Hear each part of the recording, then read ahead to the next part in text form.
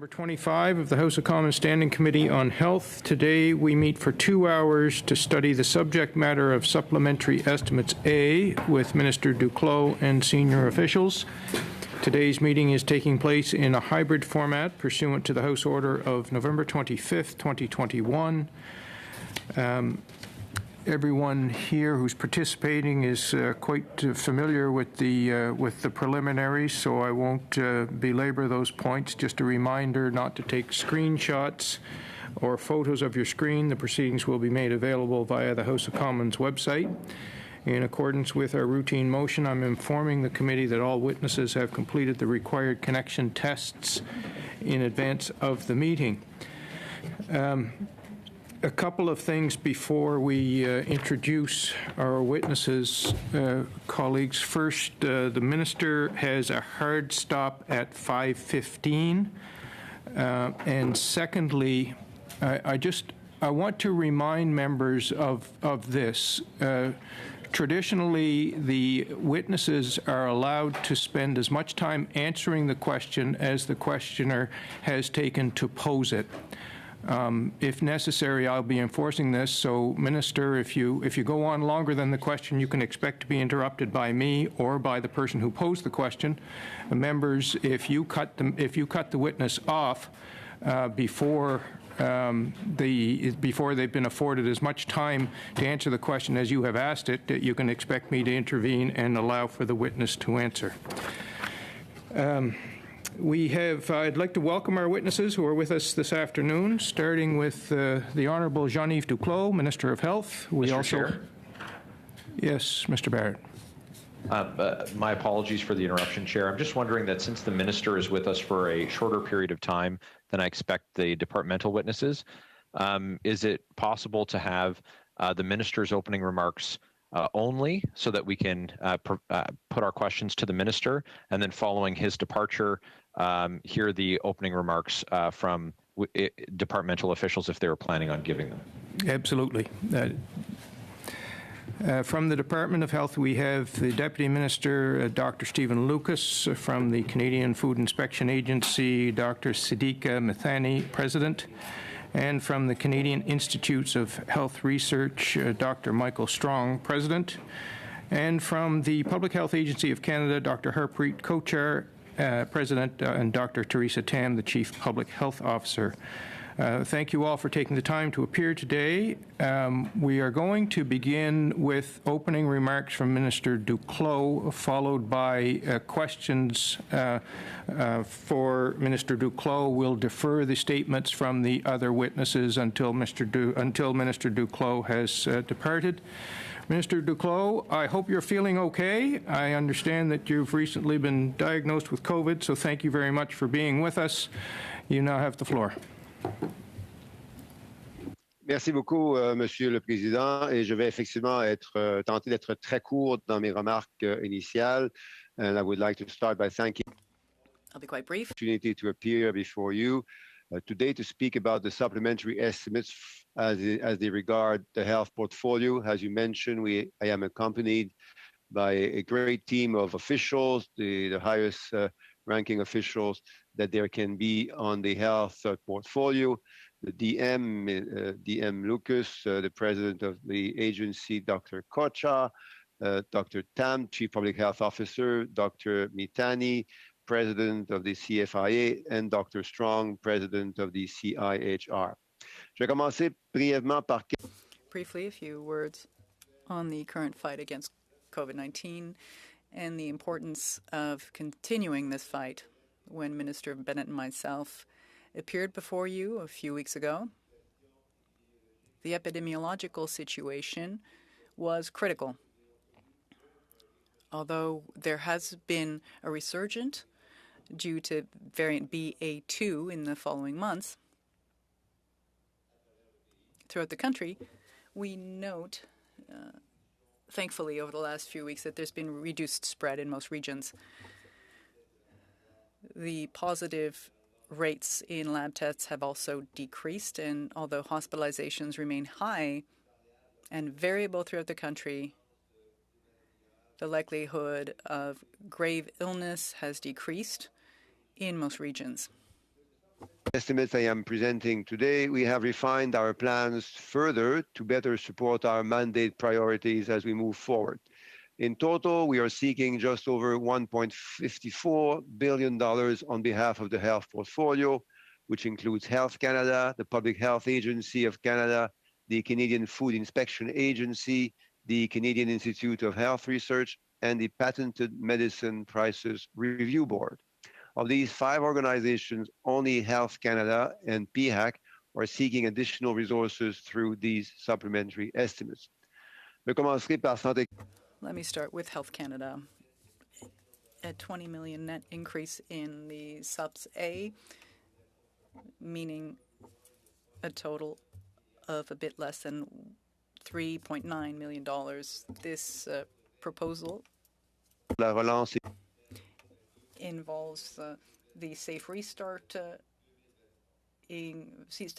program and a postponement of the use of those funds. Those funds will be served for tracking and evidence-based work, as well as management, data management, so that relevant information relating to public health. The minister's screen has frozen. Did your screen just freeze? Yes.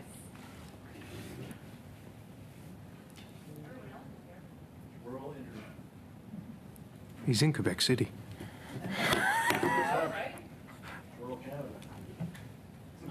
They've got better internet in Whitehorse, where Dr. Hanley is.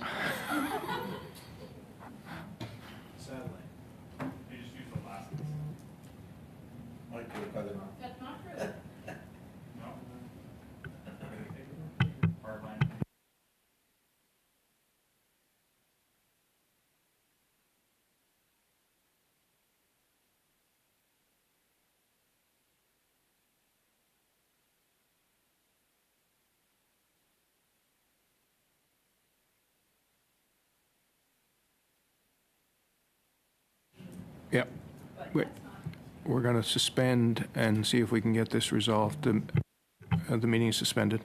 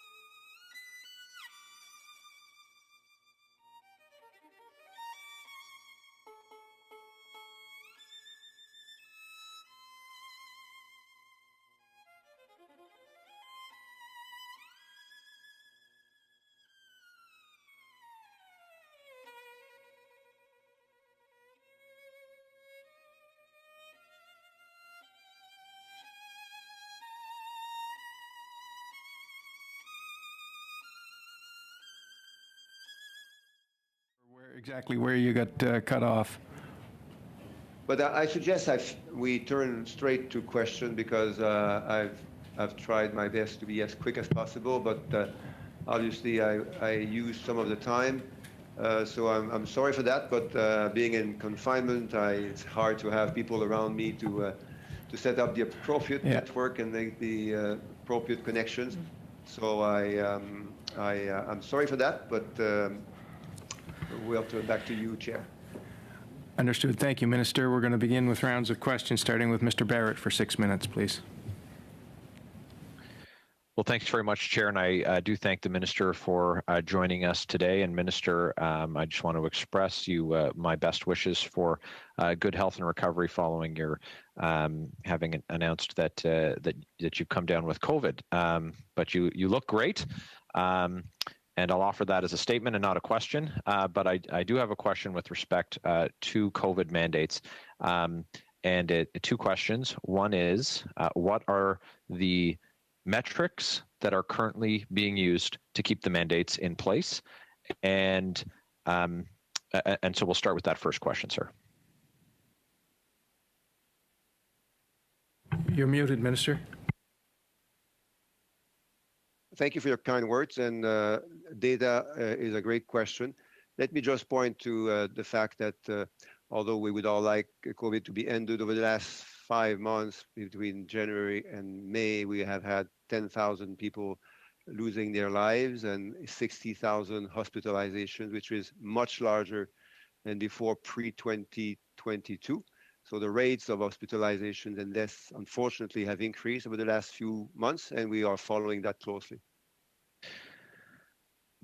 So we've heard from infectious disease specialists over the last few days, and I appreciate the numbers that you've offered with respect to cases and mortality. But infectious disease experts have said that the mandates are not contributing to the prevention of loss of life. And these experts, like Dr. Isaac Bogosh, who offered, quote, "At the end of the day, the current policy probably isn't doing a whole lot," end quote. Do you agree with these expert infectious disease specialists, Minister?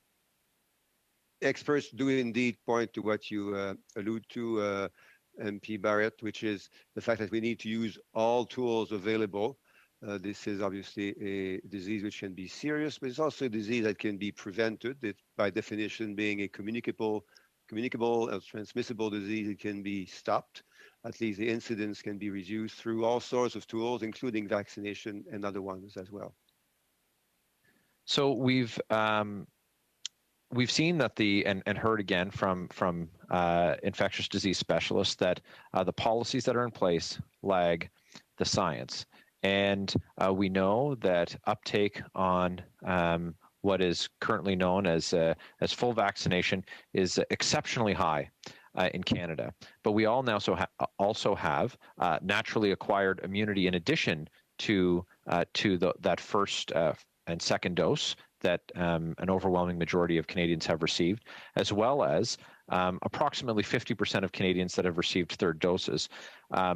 But aside from incremental changes to uptake on the vaccine, the mandates that are in place are not driving further vaccination. So on what date do you expect that you will lift the vaccine mandates? Or is there a target in terms of further vaccination that your ministry has selected that needs to be achieved? Great question, and about great questions, Pearl. Let me speak to the one on the how and when we revise those decisions. These decisions are revised every week. We have meetings of the COVID-19 committee every week. We obviously depend on the experts, the data, the science, and obviously the prudential principle, which is that this disease has come with surprises ever since we came to know about it 2 years and a few months ago. On the vaccination rates, you're right. Now we can be proud of the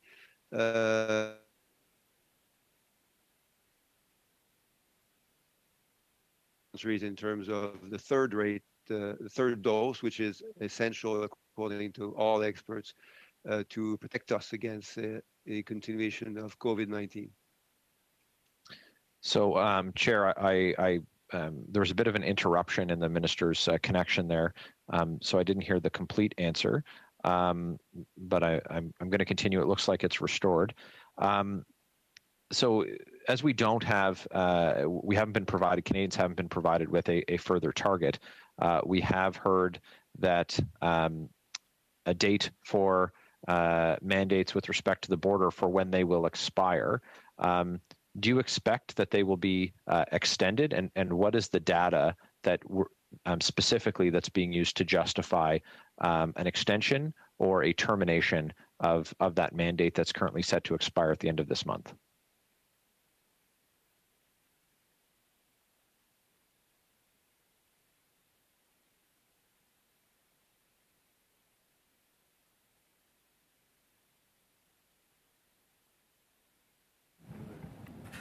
Minister, did you hear the question?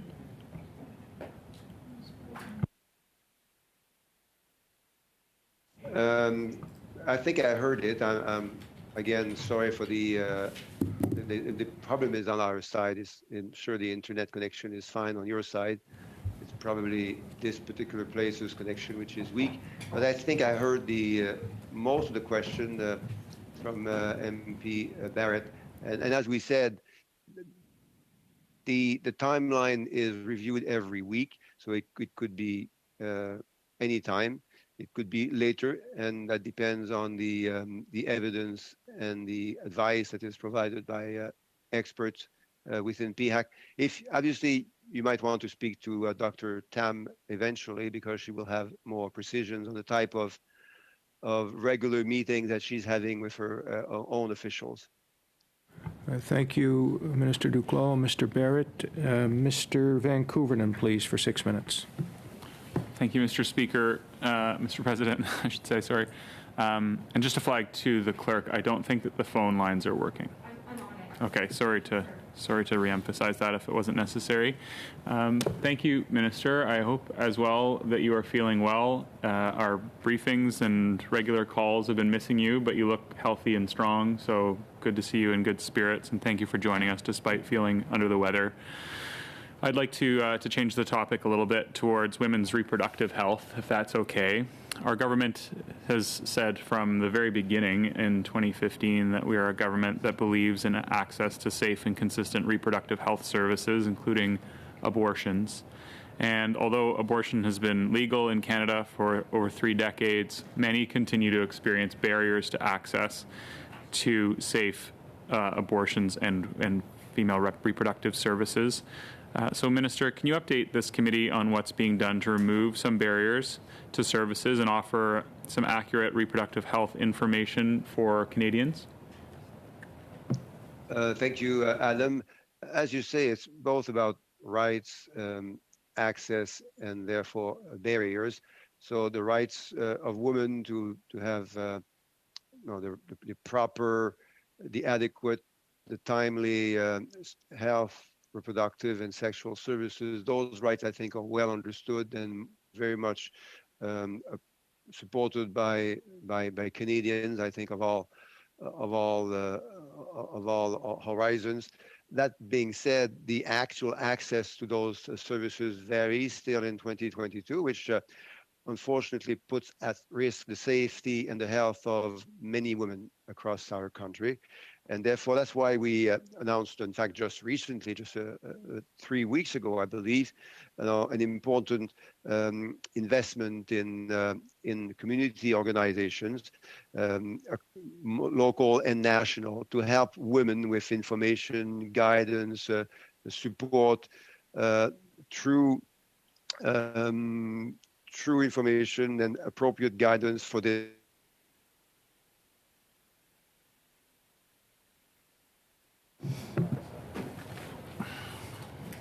because it not only aligns with our vision and our mandate, but also supports community organizations do the important work they need to do.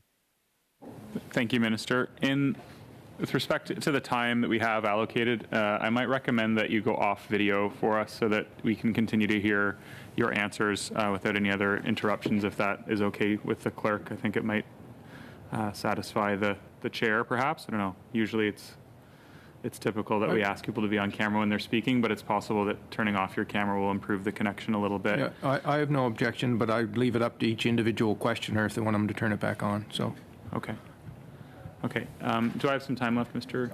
yes, Thank you. 3 minutes. My second question, Minister, is with respect to the World Health Assembly that you recently attended in Geneva for the 75th World Health Assembly. You delivered a statement on the theme of health for peace and peace for health, where you stated that there cannot be health without peace. You condemned the destruction of Ukrainian health facilities and attacks on their healthcare workers. Can you tell a little bit more about this trip and what's being done to support Ukraine from a health perspective amid its current health emergency? Thank you again, and I hope you hear me. Yes, we were at the World Health Assembly, the 75th annual conference, where, yes, we did speak about the exactly that: no health, no peace, and no peace, no health. In that context, we worked very hard with member organizations to support a motion that was then posted and tabled by the Ukrainian government and the Ukrainian health minister, whom I was fortunate to meet, now to obviously to denounce the invasion of Russia, but equally importantly, to speak about the terrible health and healthcare circumstances in which Ukrainians are finding themselves.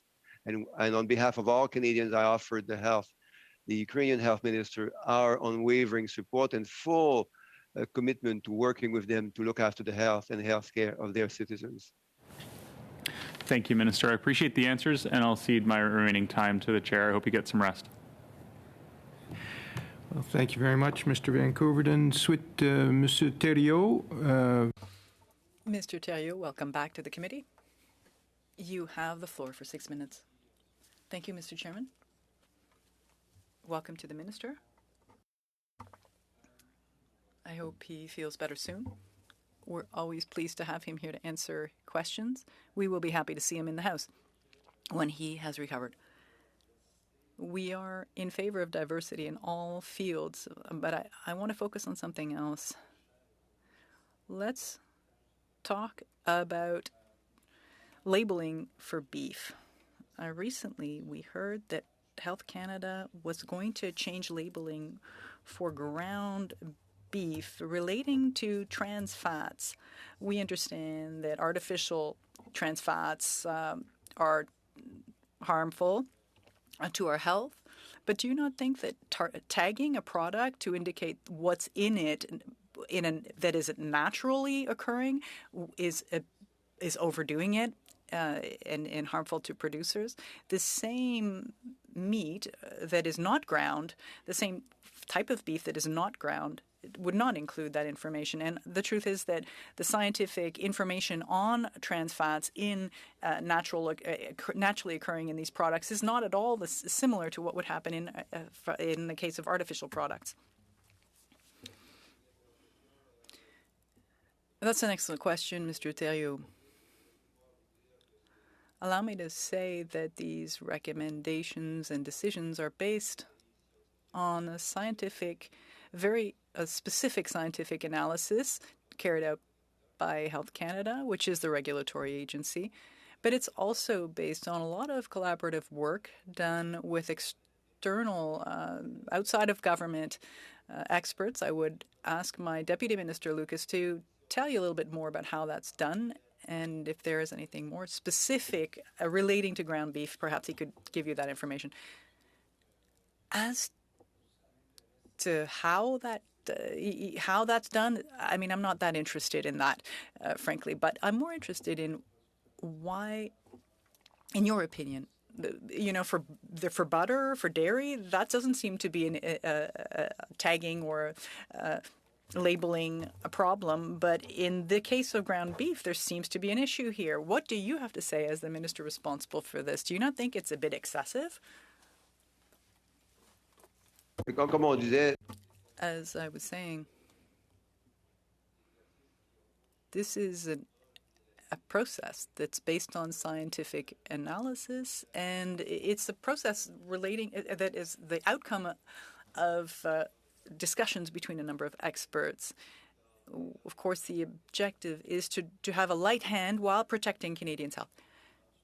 Question, I understand you're not at all interested in changing that at all or reviewing that.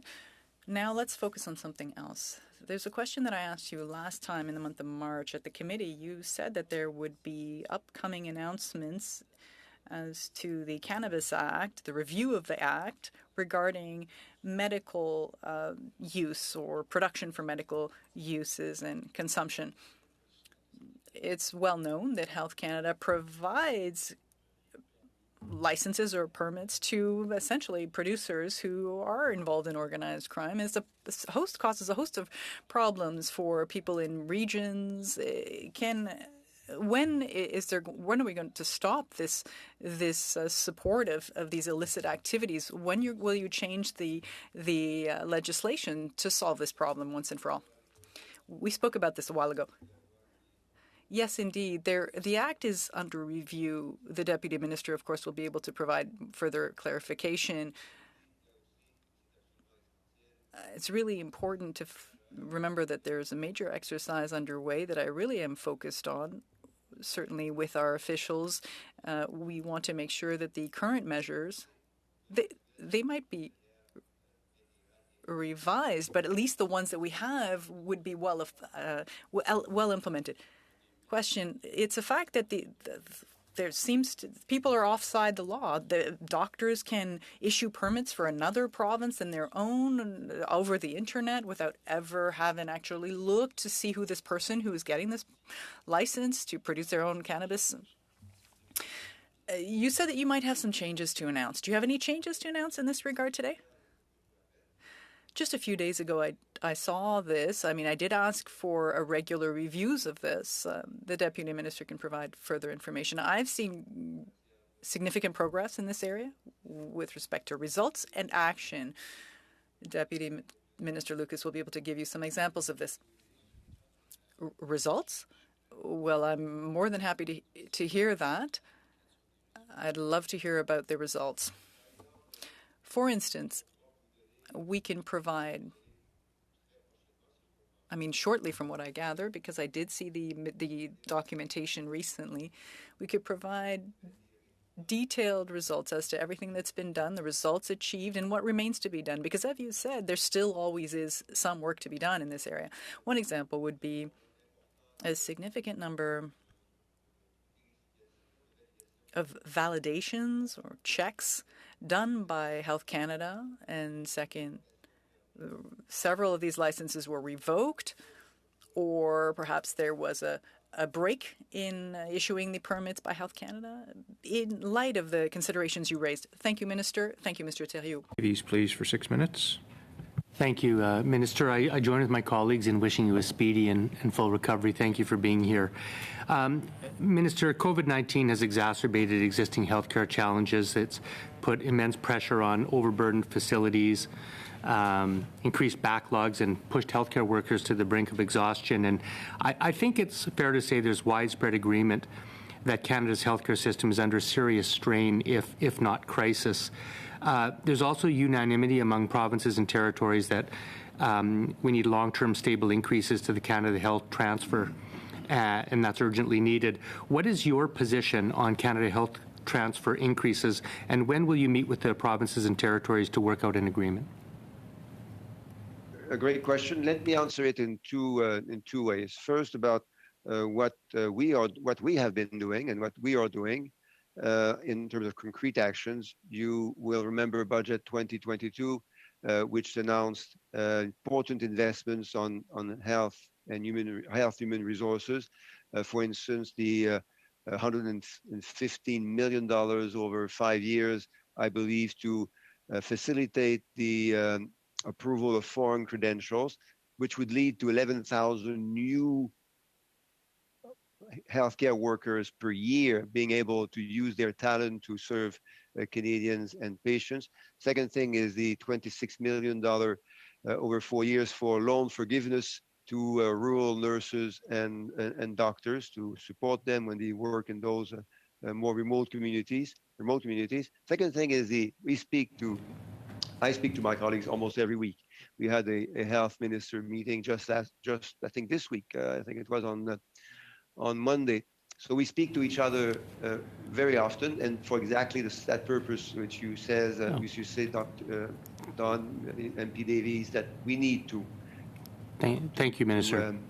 I'm sorry. The damage that was created by COVID-19. Thank you, Minister. Thanks, Mr. Minister. Davies, please. Minister, I know you're aware Canada's rising food prices are hurting families that were already struggling. Nearly a quarter of Canadians report going hungry due to costs, and 2 million children are now at risk of going to school hungry across the country. In the last election, both the Liberal Party and the NDP pledged to invest $1 billion to establish a national school nutritious meal program so that no child is forced to struggle through the day on an empty stomach.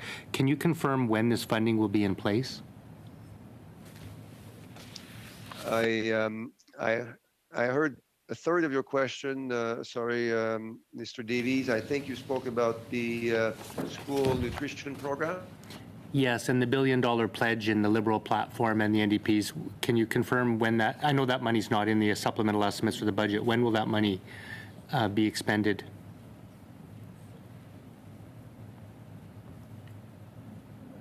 I think they've frozen.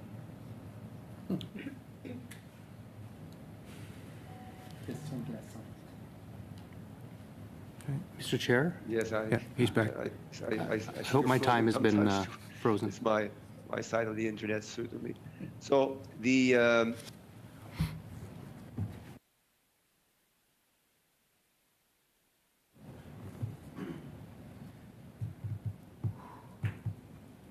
DM Lucas, you might hear me, and more importantly, you might have heard the question, and you are aware of our joint work with the Minister of Agriculture.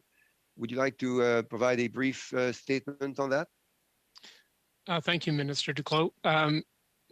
Mr. Chair, work on this is a collaborative endeavor with not only the Minister of Agriculture, but Minister of Social Development as well. Health Canada's contribution is in terms of healthy eating guidance and support for healthy eating and healthy living of children, and the government continues to work on this very important area for Canadians and children specifically. Thank you. In the aftermath of the Omicron wave, long COVID cases are expected to spike across Canada. Dr. Theresa Tam has cautioned that the impact of long COVID is going to be, in her words, quite substantial. And yet long COVID has been relatively ignored in federal public health policy to date. Minister, will you commit to bringing in a national long COVID strategy? That's a great question again, and thank you for asking it. And Dr. Tam, who is indeed listening to us, may be invited to speak more about the increasing evidence on the sustained and profound impact that this is having on individuals, but also on our society. We have invested $250 million over the last 2 years in critical areas of COVID-19 research, including long COVID research. We also added another $20 million just in budget 2022 for additional research on the long-term impacts of COVID-19 infections on Canadians and on the wider impacts on the healthcare and the health system. Thanks, Minister. So Minister, I hate to interrupt, but I'm getting the nod from the chair about the time. Budget 2019 proposed $1 billion over 2 years, starting in 2022-2023 this year, with up to $500 million per ongoing to launch a national strategy for high-cost drugs for rare diseases. However, no estimates for 2022-2023 to date have included any allocations for this initiative. Minister, can you confirm when the national strategy for high-cost drugs will be in place?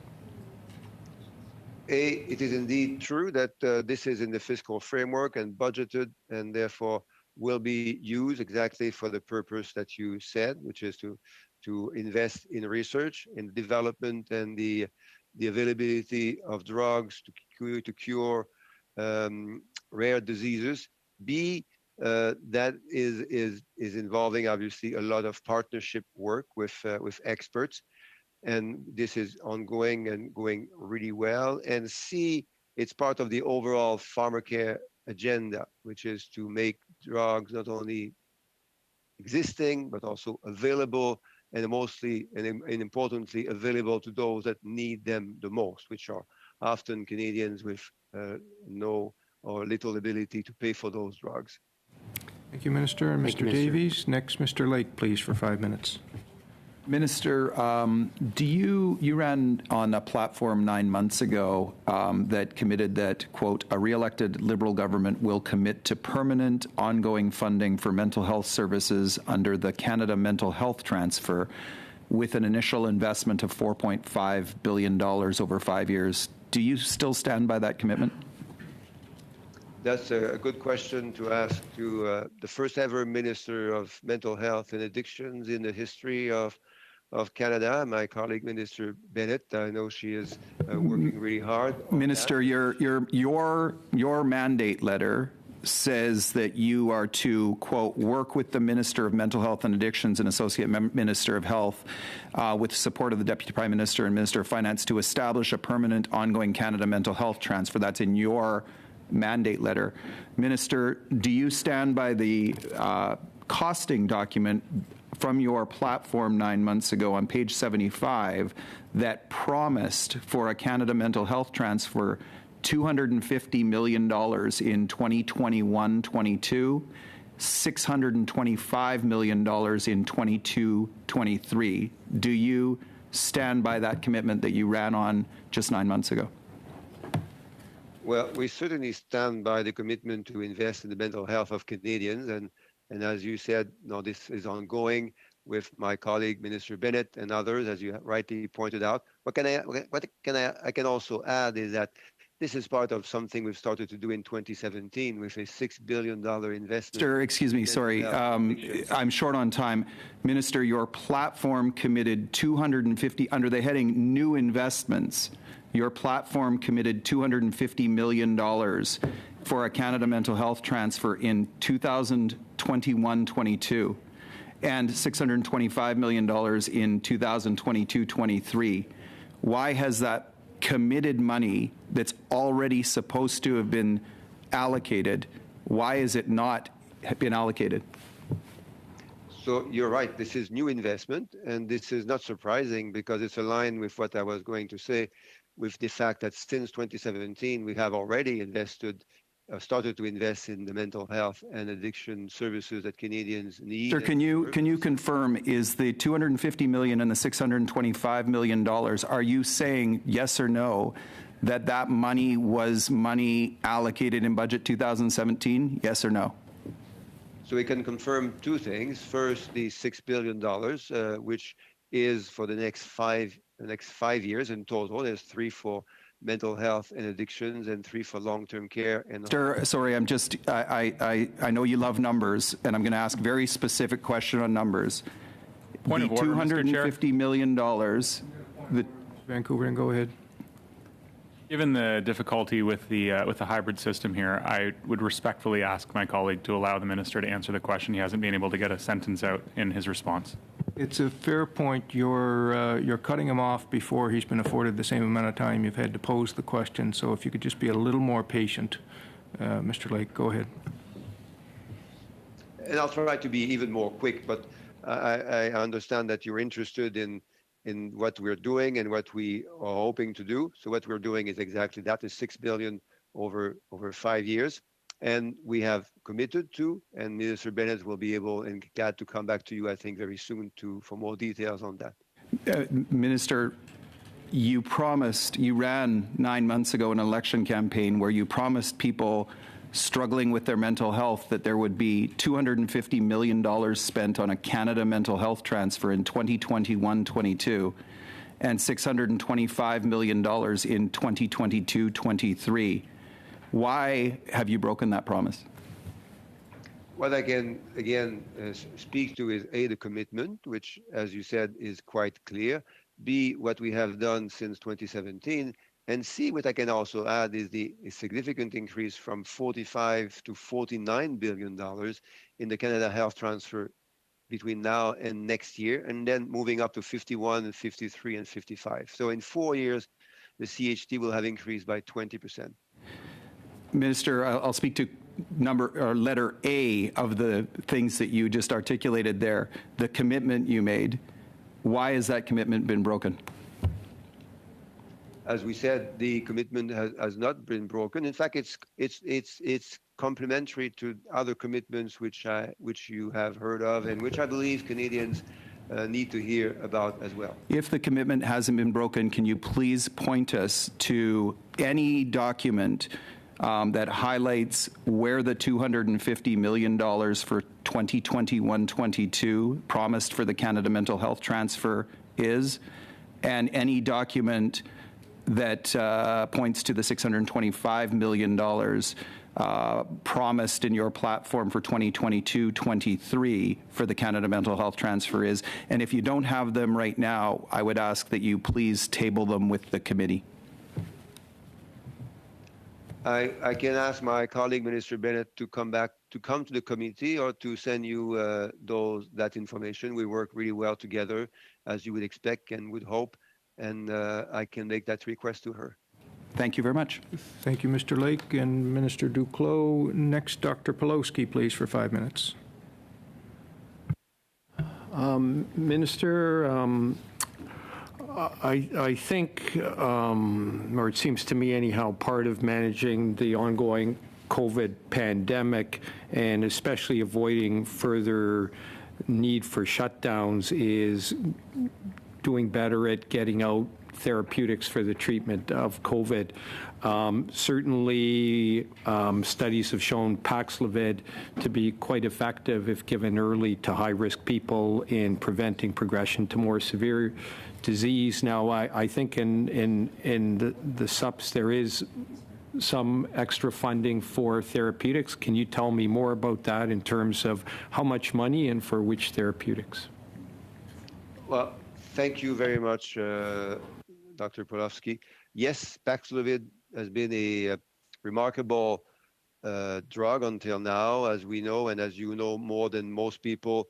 The initial clinical evidence was strong, and it's been increasingly available in clinical settings across Canada. It started a bit slow because provinces and territories initially found it, let's say, a bit challenging to, as it always happens, to make sure that the drug was available in the right places. But we can be very proud of the outcomes that they have achieved in the last few months. Added to that is Evusheld, which is another therapeutics which is more particularly available for vulnerable populations who may not be able to respond well to COVID-19 vaccines. That's also something very good from a clinical, but certainly from a social public health perspective. And we have other tools in our toolkit that we're hoping to bring forward. In the amount of money which we've put towards therapeutics? Well, in total, we have budgeted $2 billion for the range of treatments, and that includes, as I said, Paxlovid and other possible drugs that have been, fortunately and remarkably, developed quite quickly, and in some cases, with very good results. And Evusheld, is that now approved by Health Canada? Because I know, and it is, I think, being pretty widely used in the United States for people that, for one reason or another, can't take Paxlovid because they're taking other drugs which interact with it or have renal failure or on dialysis. Can anyone, either yourself, Minister, or anyone in the department, tell us whether that has been approved yet by Health Canada? And if not, when do we expect it may get approval? Maybe I should turn to Dr. Lucas immediately, who may then turn to another official. Mr. Chair, Evusheld by AstraZeneca was authorized by Health Canada on April 14th of this year. And the Government of Canada has purchased treatment courses that have been distributed to provinces. Okay, thank you very much. On a totally different subject, Minister, I know and it's already been mentioned, you recently returned from the World Health Assembly.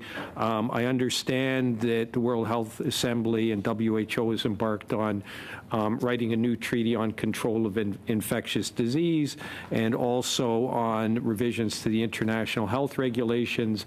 Maybe you could tell us a little bit about what you found with respect to what WHO is doing in improving global health governance to try to prevent in the future further pandemics like this, or if there are pandemics, making us better able to respond to pandemics on a global level. Thank you very much. I'll answer in two different pieces. First, on COVID-19 and a very important related issue of which you know quite well, the antimicrobial resistance issue, which has been a key element of the discussion at the WHO and prior to that at the G7 meeting. So on both of these, we need a better ability to share data and to coordinate actions across the world, in particular in development of vaccines and therapeutics. The second piece is around climate change. We spent quite a lot of time at the G7 meeting, in particular speaking about what we increasingly know to be the terrible impact of climate change on the health of Canadians and the health of others, but also on the impact for our healthcare system, to make our healthcare system more resilient to the impact of climate change in our country and across the world. Any further? And thank you, Minister. We've now reached the hour at which you have a hard stop. I want to thank you for testifying from isolation. I want to thank you for battling through the technical difficulties. Minister Duclos, there's an emergency physician in my riding by the name of Dr. Trevor Jane, who accepts nominations and grants awards for COVID Warrior, and I'll be putting your name forward. So thank you so much for being with us, and I know that you have some other commitment at this time. I wish you good luck and a good recovery. Thank you, Minister. We're going to... Merci beaucoup, tout le monde.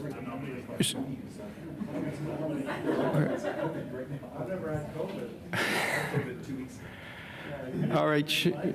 Shall we suspend while the other witnesses are on, or can we continue on? They're all logged on. Okay, so we can just continue. So I'd like now to welcome the other witnesses that were introduced at the outset and invite them to proceed with their opening statements. Perhaps we can begin with the Canadian Food Inspection Agency. Dr. Mithani, you have the floor for the next 5 minutes.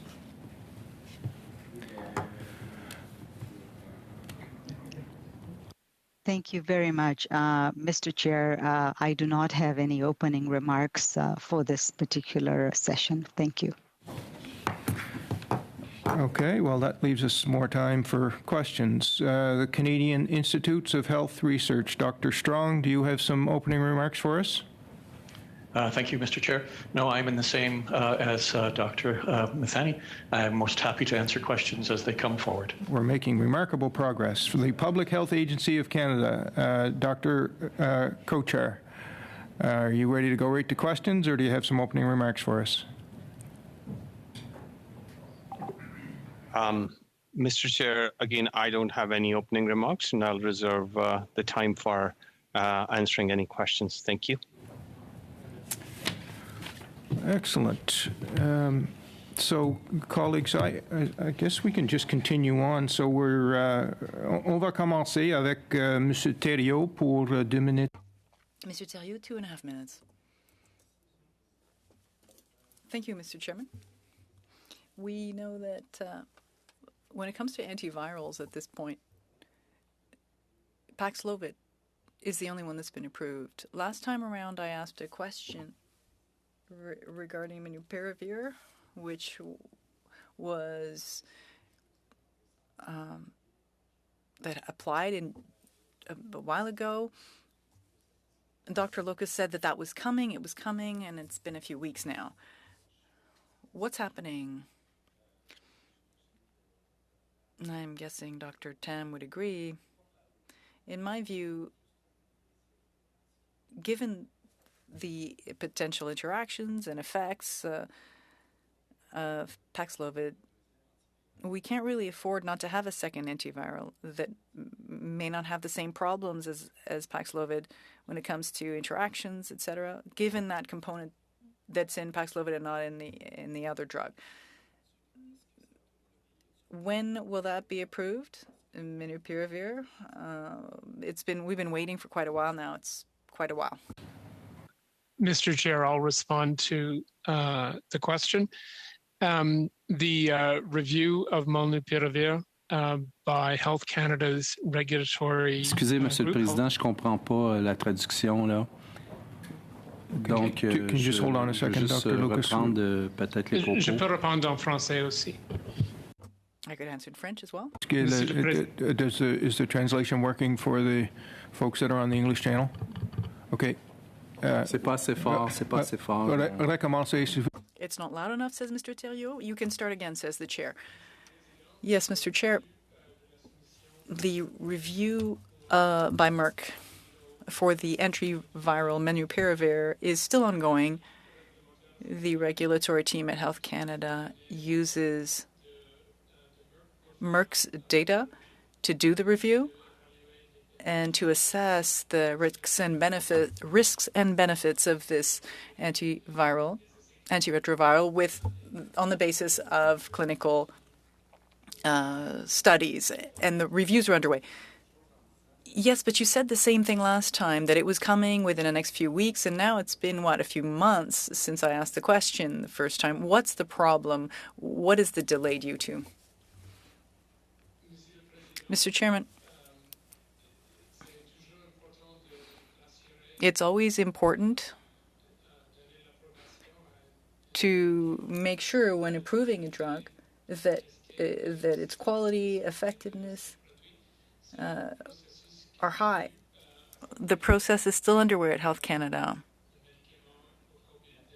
for this question. I agree with you.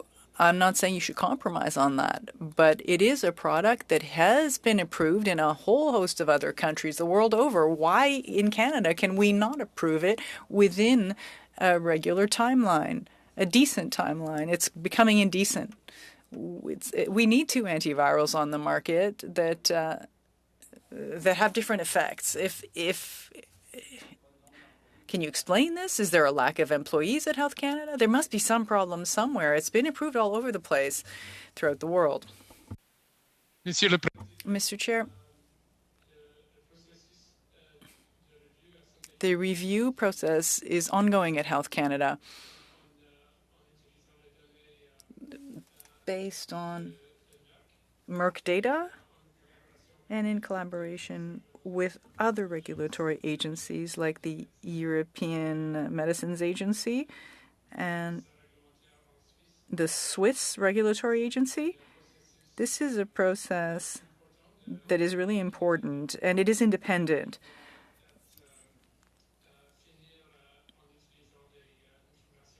It needs to be based on scientific information. Lucas, next, Mr. Davies, please, for 2.5 minutes. Thank you, Mr. Chair. Dr. Tam, to you. Can you tell us what PHAC's assessment of the chances of a seventh wave of COVID are in the fall?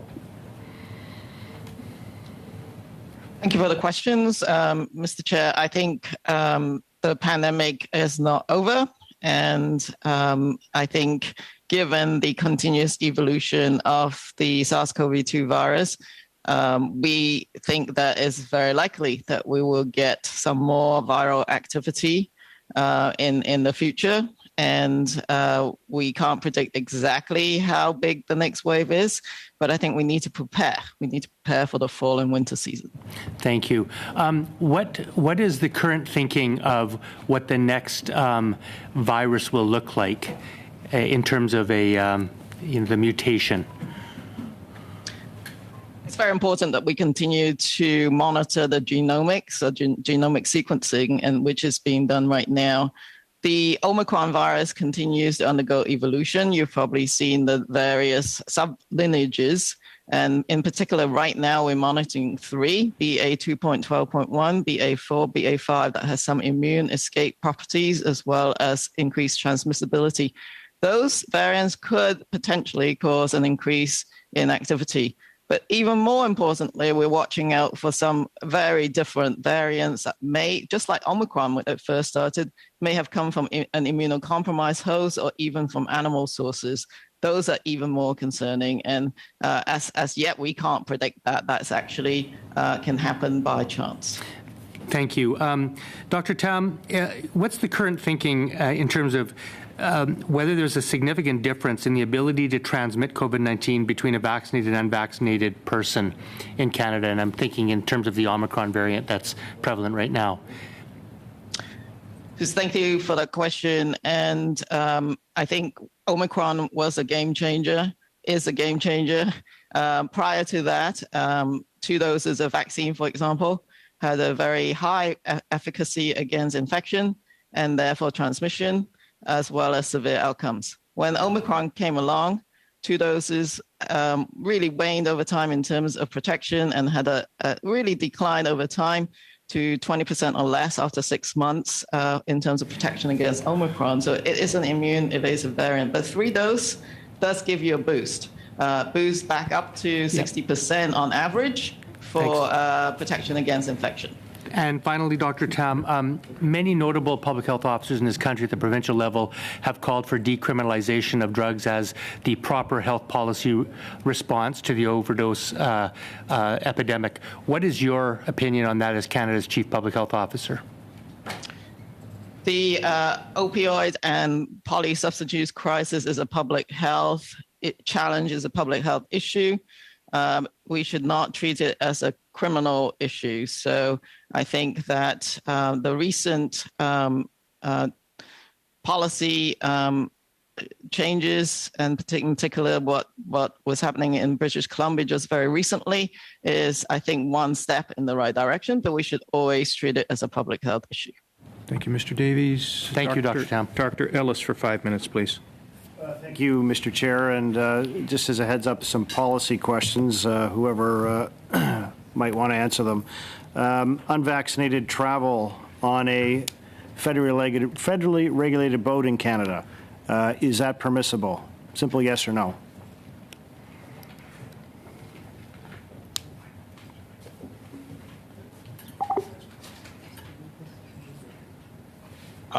Mr. Chair, this is Harpreet. The question, if I heard correctly, is it that unvaccinated on the boat, they are they permitted or not? Sorry, I'm just asking. That's it. That's it, Doc. You got it. Yeah. So at this point, any unvaccinated on a boat is not permitted, specifically entering into Canada. What about a ferry there, Dr. Kochar? In terms of the border measures which we currently have, I think inside of Canada, there, Doc. On a ferry in the Canada waters, there is no such restriction as such. Sorry, so unvaccinated people can get on ferries inside Canada. Is that what you're saying? Unvaccinated people, if they are traveling in between the different cities or different entities, I think that is where we actually, maybe I'll confirm this, Mr. Chair. I think they are. They're permitted to get on, so long. I'll get back to you, Mr. Chair. I want to confirm that I'm giving you the right answer. Sorry. Okay, well, I'll move on. Same policy stuff. Unvaccinated travelers by air, permitted, yes or no? Simple answer. Again, domestic? Yep, domestic.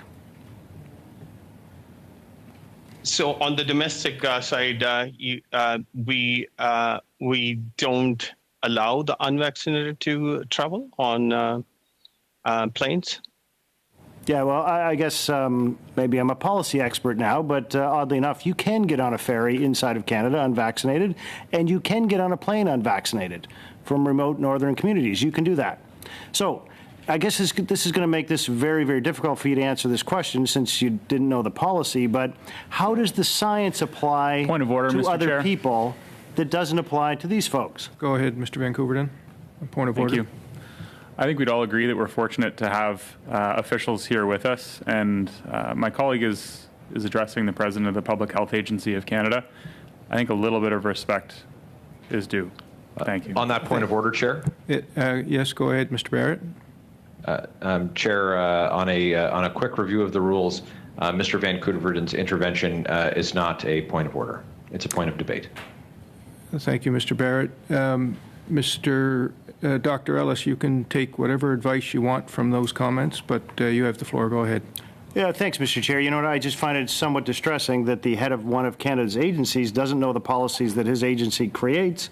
And also, it makes it very difficult to understand the science that directs such policies when you don't even know the policy. So, given the fact that unvaccinated Canadians are allowed to travel domestically by air and on ferries, how does that science apply to anybody else in Canada who is unvaccinated, say from my riding of Cumberland-Colchester, which is in Nova Scotia?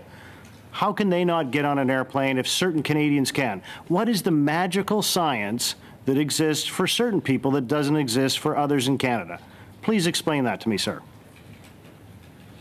So, Mr. Chair, maybe I'll come back to this question in a way that certain populations are exempt for travel for essential purposes, and that is an exemption. Discretionary travel is not allowed for foreign nationals on a plane, not unless they have an exemption as such. Domestically, you cannot get on a plane by air.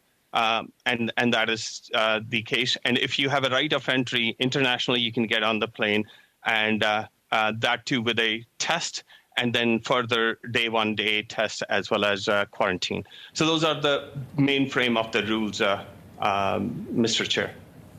Thank you. And Dr. Kochar, through the chair, please. What do you determine as essential, and who determines that? So, Mr. Chair, for the essential purposes, we have described them as those who are in certain sectors, for example, healthcare, oil and gas, and others. And there exist some other exemptions which are specifically related to maintaining the supply chain. So they're considered to be essential. There's a definition, and that is how we actually treat them. Okay. Thank you for that. Mr. Sheriff, a couple of more questions. One more. Great. We spent about $2 billion on rapid antigen tests. How many of those are still on the shelves and gone stale dated? And if you don't know the answer, great. I'd love that to be provided and tabled here in the committee in the next 2 weeks, please. Mr. Chair, I'll respond to that question. Health Canada, working with provinces and territories and other suppliers, have had a very careful inventory management to avoid expiration of tests. This has been managed very closely, including working with manufacturers, taking a life cycle approach in terms of being able to ensure that inventories are updated. So this is an area where we take every step needed to minimize the risk of tests reaching an expiry date. Thank you, Mr. Chair, but I'd like to clarify. I asked specifically for a number which wasn't provided, and then I asked that evidence to be tabled here in the committee, please.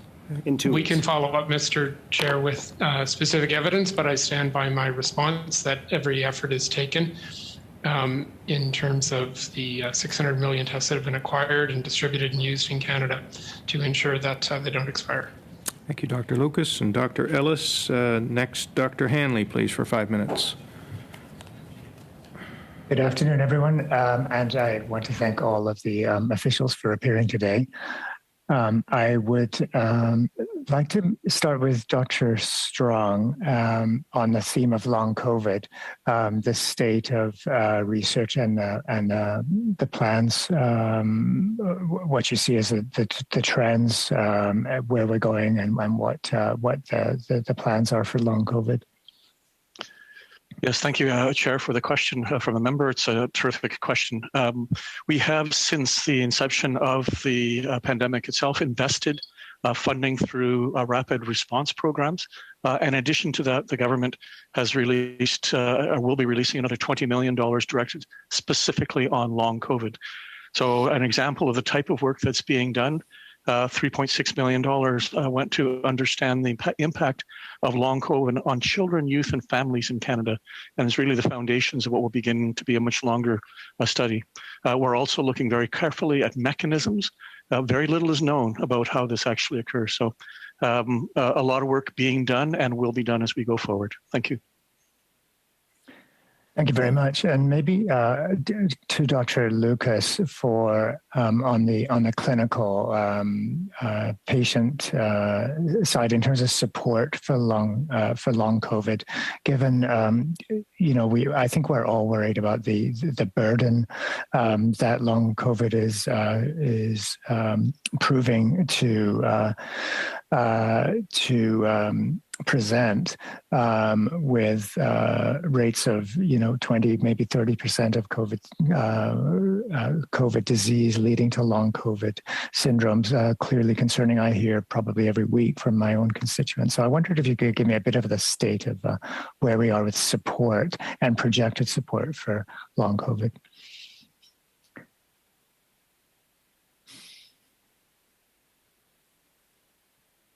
Thank you, Mr. Chair. This is an area of active work, not only with the research community, as Dr. Strong just spoke to, and the Public Health Agency, working with their partners to better understand the prevalence and presentation of long COVID. But we are working with the provinces and territories in terms of supports. We had a discussion just last week at the Council of Deputy Ministers of Health on this in terms of specific centers or clinics that some provinces are establishing, work to develop clinical guidance in terms of assessing treatment modalities linked with research programs, and work more from a health policy perspective in terms of assessing the potential future impacts, both health and more broadly social and economic, which will be supported by the research that Dr. Strong spoke to through the Canadian Institutes of Health researchers. Thank you very much. I want to pivot a little bit, and I noticed in the supplementary estimates some additional funding for the vaccine injury support program.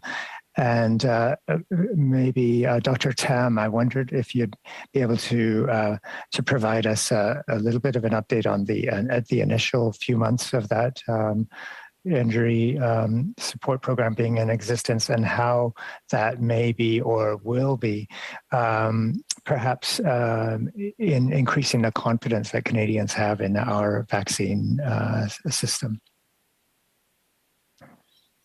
Yes, I think it's a program that is important not just for COVID vaccines, but for all vaccines, and that is there to address any vaccine adverse events are serious following immunization, which I think from a public health perspective is a very important program, and facilitate support for individuals who may have experienced adverse effects. It is run by a third party, and I'm not sort of involved in the administration of the program, but I do think it's something that Canada needs and complements a program that Quebec has. And I understand that the federal government is essentially providing Quebec with the federal funding support so that you level the playing field essentially for supports across Canada.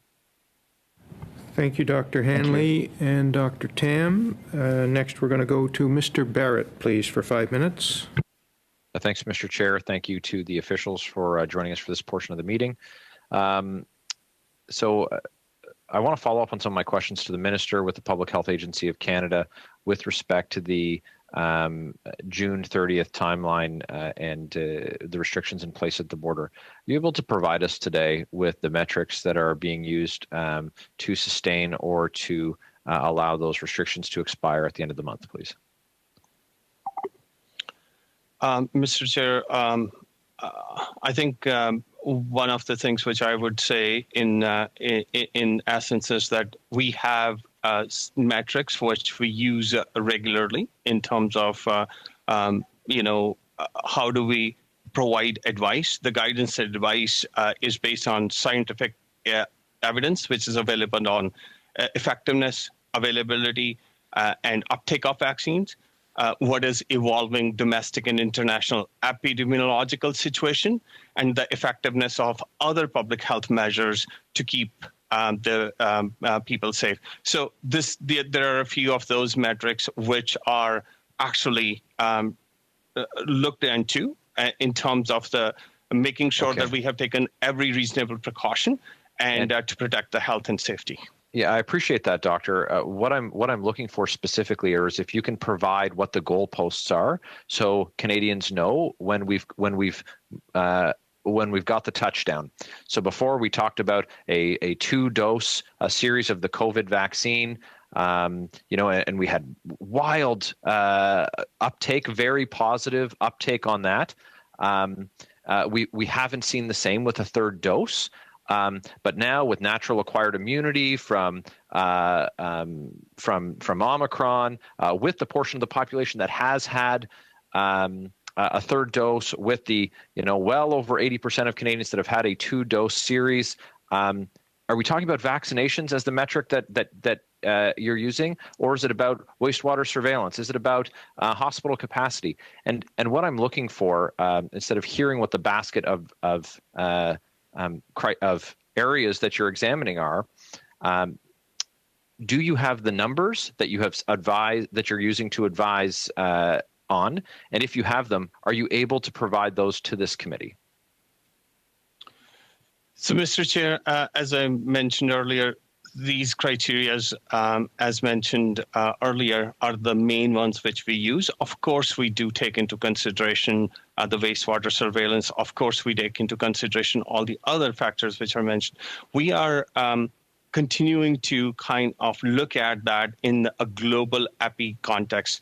There aren't any firm numbers or anything which can really be pinned on to that. This is it depends upon how much is the coverage of the vaccination, what is our current public health measures, and what it is in terms of our hospital capacity. So all of them taken together, we do the modeling, which is presented, and based on that, we continue to and put together all of those public health measures, which includes vaccination, recommending 3rd dose as per the National Advisory Committee on Immunizations advice. So quite a few of those are continuously in essence. And I understand that, Doctor, and that's the similar answer that we've received from PHAC over a period of time. But really, there has to be a number at which that you've identified at which it would be acceptable in each of those epidemiologically important categories, that then you would make a recommendation that now is the time to lift the mandates. So in each of those areas, are you saying that there is no number in hospital capacity, there is no number in wastewater surveillance, there is no number in community transmission, there is no number in vaccination uptake, there is no number in terms of community spread in other countries, that once those numbers are hit, that it would be safe for vaccine and mask mandates to be lifted? Mr. Chair, what I am actually mentioning is that all of these variables, they are taken into consideration. We understand that, sir. But what are the numbers? As I mentioned, Mr. Chair, this is a combination of different metrics. There aren't any specific numbers which we could actually say, because it depends upon the activity of the virus in the different communities, as well as the different settings, and also the protection which is provided to the population from vaccination and other public health measures like masking, hand washing, and others. So there's a multitude of combination of factors which allows us to take those kind of public health advice. Okay, thank you, Mr. Barrett and Dr. Co-Chair. Next, we're going to go to Ms. Sidhu, please, for 5 minutes. Thank you, Mr. Chair. Thank you all the officials for being with us. My question is to Dr. Tam. Dr. Tam, we know that institutions like UBC have programs like MiniMed, which is an engagement program that attracts youth to learn more about science and inspire them to become doctors, scientists, and researchers, and more. You have been at the forefront of this pandemic response. What are your thoughts on how we can continue to empower youth to enter STEM fields? Thank you for that question. It is really important, and we want to attract people to all scientific domains, and including public health. I hope people would consider public health. I think beginning not just at the university stage, but in high school, with making sure that the even at that stage is good support for students, especially girls, for example, in terms of certain STEM fields where there's a gender and balance that needs to be addressed. So I think I certainly have met with a lot of university faculties to try and promote that aspect of scientific capacity building. And I think in my last report in 2021, I indicated that a strong public health workforce is absolutely critical to our future preparedness and for all sorts of complex public health challenges. And so it is really important for us to build up the capacity. And of course, there's investment from a research side into universities that can support students in pursuing a scientific career. Dr. Tam, next question, maybe Health Canada or Department of Health. We know the poor diet, particularly the diet high in sodium, sugar, and saturated fat, is one of the major risk factors of the chronic diseases. I recently met with the Canadian Celiac Association. We know some people with the chronic and the autoimmune diseases must follow the strict diet, like a gluten-free or high sodium, low sodium diet. So this can present challenges, especially for lower income Canadians who may not have kind of means. So can you update on the work is being done to improve access of healthy food or for that needy people, that kind of diet? So Health Canada or Canadian Food Inspection Agency can answer that. So Mr. Chair, perhaps I'll start, and Dr. Mitani may wish to comment as well. Health Canada contributes to the overall objectives on healthy eating and food policy in terms of its work on guidance and awareness on healthy eating, including Canada's Food Guide, and work to support awareness, work on nutritional guidance, food nutritional labeling, voluntary initiatives with industry, including sodium reduction, and work with partners at Agriculture and Agri-Food, Canadian Food Inspection Agency, as well as with Social Development Canada to address issues of food affordability, where the other departments have the lead, and Health Canada provides the scientifically based advice in terms of nutritious eating and food alternatives that can help people with dietary and health-related restrictions, as well as just overall healthy eating to support good health and reduce the risk of chronic disease. Dr. Mitani? Thank you very much.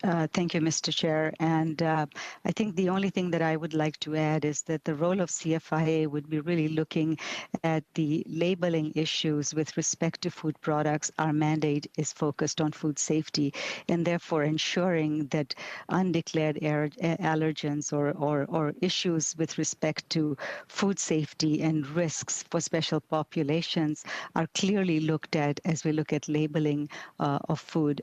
We are also involved in the enforcement side of approach, which is what we do, and we work very collaboratively with Health Canada in order to ensure that enforcement is based on risk, and where there are high-risk targeted products, this is where our focus is. Thank you. Thank you, Dr. Matani and Ms. Sidhu. Suite M. Thériault pour 2 minutes et demie.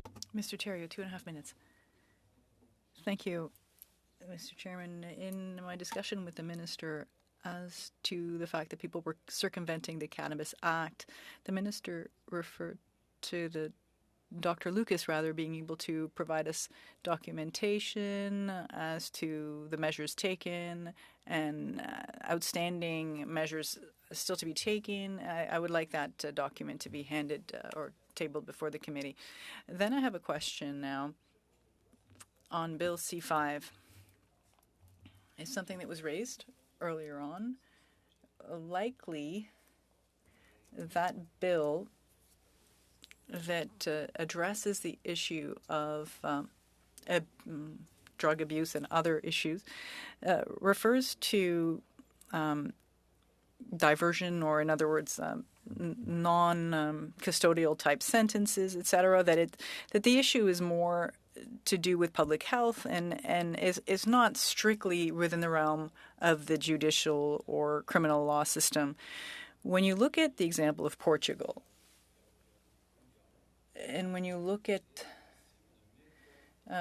what a Portuguese expert said, he said, if we don't have as a front line the means, the funding to divert people away from the justice system and into public health measures, then might as well turn to these more criminal law solutions.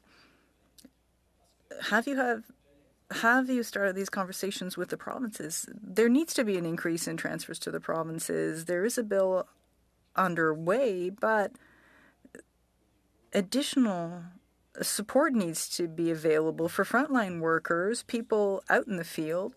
Are we just going to leave these people out in the street alone with no support? Have you started your discussions with that? And if not, when will you start?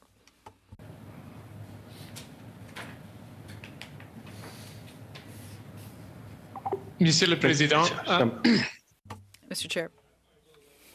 Respond. Mr. Chair, Health Canada has worked closely with provinces and territories, community stakeholders, people with lived and living experience, other partners, including labor unions and trade associations, to tackle the problem of a toxic drug supply and the opioid overdose crisis. We've invested over $800 million to date, including through the Emergency Treatment Fund, $150 million transferred to the provinces and territories to support treatment. This has been supplemented by investments through the Substance Use and Addictions Program, which has supported projects in partnership with provinces, community partners, and others. The government has invested $6 billion in mental health and addictions work through the provinces and territories, including wraparound services, for example, in the Foundry Project in British Columbia and other similar projects throughout the country to support children and youth, and have them see the support, harm reduction and treatment services that they need. Thank you, Dr. Lucas. Merci, Mr. Thériault. Mr. Davies, please, for 2.5 minutes. Thank you, Mr. Chair. Dr. Tam, on March 11th, I and my colleague Daniel Blakey wrote you a letter asking for your review of federal vaccine mandate policy, and at your appearance before this committee on March 21st, you noted that Transport Canada and other departments are in the process of reviewing vaccine policies related to domestic travel. Can you tell us when we might expect the product of that review? No, because it is up to the transport minister, and of course for federal workers and relevant sectors, is up to the Treasury Board minister as well. Is it your view as Canada's Chief Medical Officer that there's a medical or health basis to the vaccine mandate on federal transportation like airlines? Is that still valid at this point? Well, I think when the mandates were implemented, there was a strong resurgence of the Delta variant, and the vaccines were very effective, even though there was beginnings of some waning immunity. So even 2 doses, very effective against infection and, of course, serious outcomes. Omicron is a game changer in that you really need to increase the number of doses of vaccine. 3 doses will boost your immunity against infection and definitely for serious outcome. So these things need to be considered. And given the reduced vaccine effectiveness, even with 3 doses against the Omicron variant, vaccines cannot prevent all transmissions alone. So a layered approach has to be considered, including layering mask wearing, for instance. But these are the things that the relevant ministers need to consider for the forward path. Mr. Lucas, the mandate letter to the minister last December said that there was a direction to promote healthy eating by advancing the healthy eating strategy. That includes finalizing the front of package labeling to promote healthy food choices and supporting restrictions on the commercial marketing of food and beverages to children. Can you confirm when restrictions on the commercial marketing of food and beverages to children will come into effect and when front of package labeling might be in place? Are we months away, years away? Mr. Chair, both of these initiatives are being pursued. The government had gazetted in Canada Gazette 1 draft regulations on front of pack labeling, I believe going back to 2019. Stakeholders have been re-engaged in late winter and spring, and work is moving forward to advance that initiative in the months ahead. In regard to work on marketing to children, the government has and Health Canada have been working specifically with a range of stakeholders, health stakeholders, patient groups. With respect, Mr. Lucas, the question was on when. I know what you're doing, but when can we expect to see that? Quickly, if you can, please, Doctor. We're past time. So I did respond in regard to front of pack labeling. In regard to marketing to children, work is underway. There is a private member's bill before the House. The government is watching the parliamentary process. We're working with stakeholders. Industry has provided a voluntary code, and we will continue working on this in the months ahead to address this important issue as well. Thank you, Dr. Lucas. Mr. Davies. Next, Dr. Ellis, please, for 5 minutes. Thank you, Mr. Chair. A quick question for Dr. Tam. Am I correct in hearing that you said 3 doses of the vaccine is about 60% effective? Thank you for asking for that clarification. So 3 doses of vaccine against infection and symptomatic disease. When you begin soon after you get that 3rd dose is about 60%, but the studies range in their estimates. And for severe disease is over 90%. It's interesting, Dr. Tam, it's just a comment, but for varicella, the mortality rate about 21 people per 100,000 in adults, and a very, perhaps more effective vaccine was supplanted by another. So I find it unusual we continue to recommend this vaccine that's very poorly effective. Anyway, that being said, interestingly enough, masking mandates are stopping in Ontario on public transit and in also other various healthcare settings except long-term care homes. So I wonder, does Dr. Moore have some metrics that perhaps he needs to share with the Public Health Agency so we could have some numbers here? Would that be helpful to the Public Health Agency of Canada?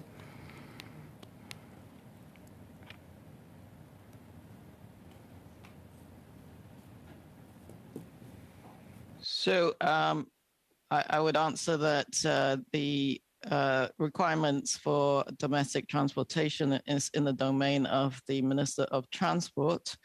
And whether someone requires you to wear a mask or not, I would recommend that people add on that layer of protection, especially if the viral activity is high in your area, whether someone's requested it or required it or not. So, Dr. Tam, are you suggesting Dr. Moore is wrong? I didn't say that. I mean, in terms of the local jurisdiction, they will know more than I do about the disease activity.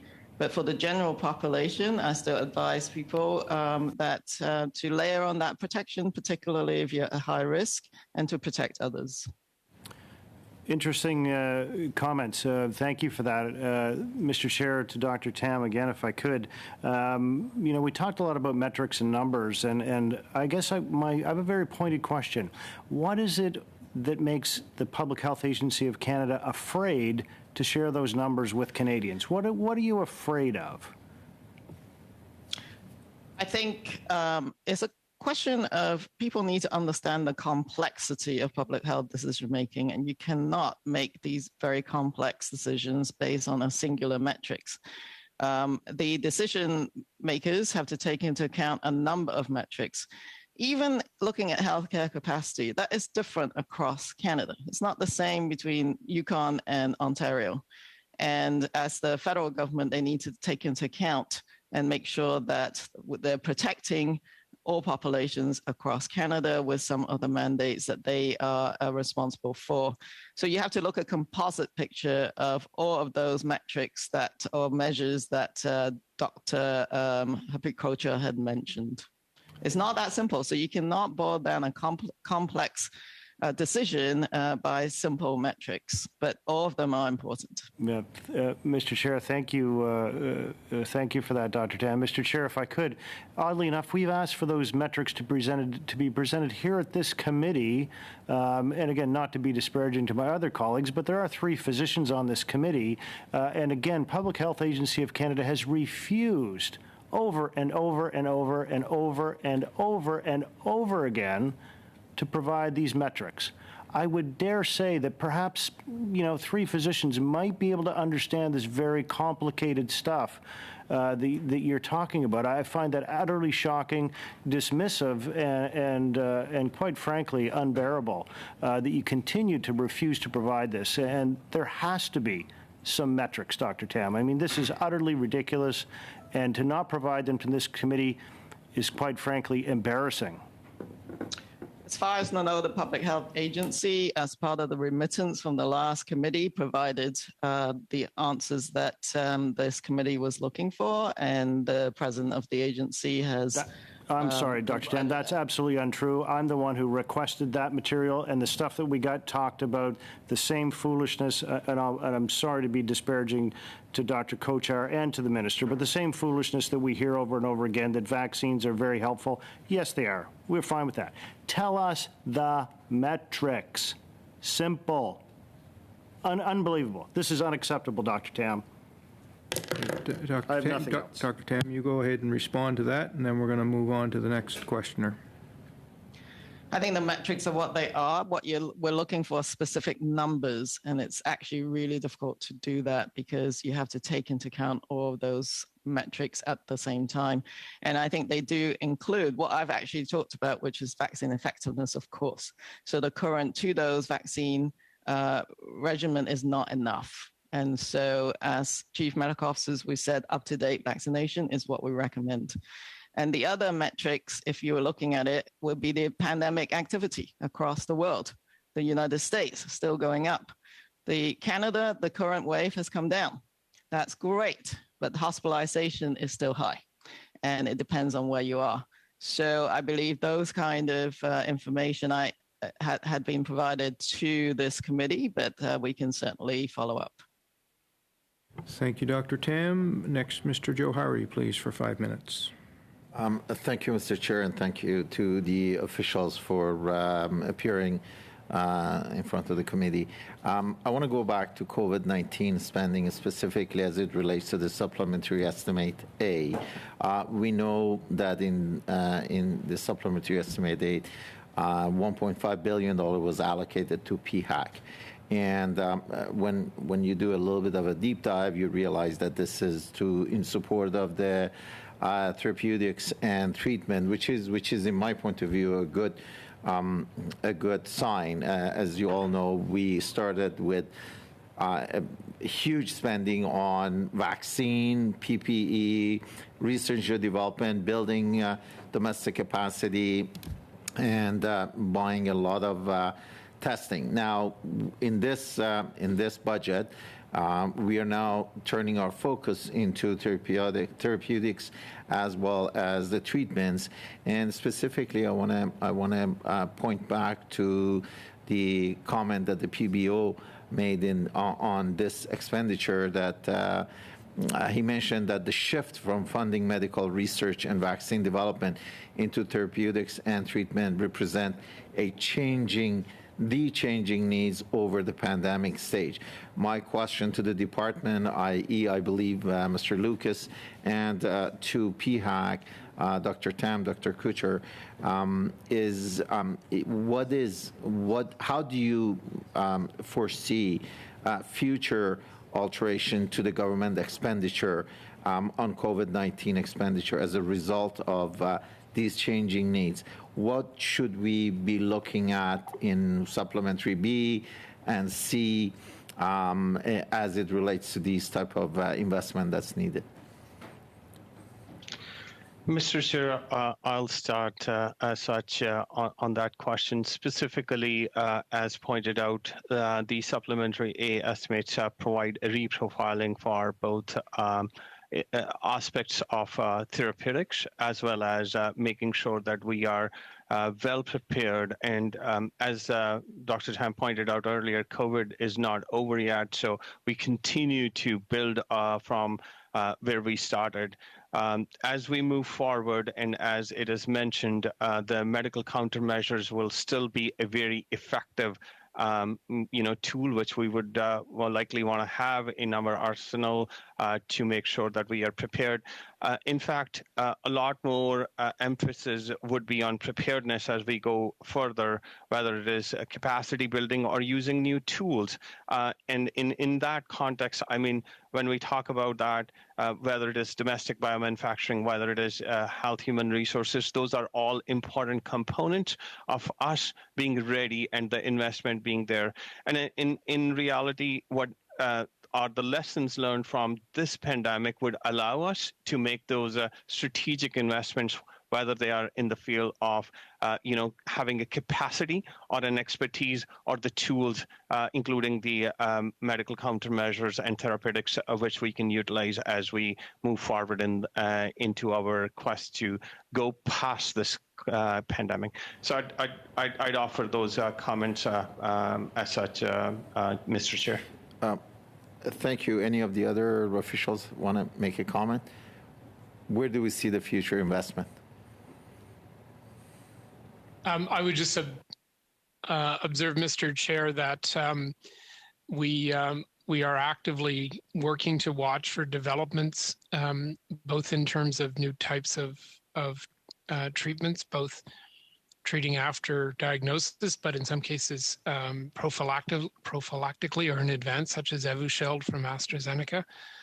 The evolution of monoclonal antibody treatments, which we know are vary in terms of their effectiveness with the nature of the specific variant. There's development in terms of new formulations of vaccines that are considered both the original virus strain and variants such as Omicron. So I think these are important developments that the Public Health Agency and Health Canada, from a regulatory perspective, as well as CIHR, are tracking to ensure that Canadians can have access in a timely fashion to the most effective vaccines, treatments, and similarly in terms of Thank you. I only got about 15 seconds left. Is there any work that's being done around treatment and prevention for those Canadians who don't wish to be vaccinated for whatever reason?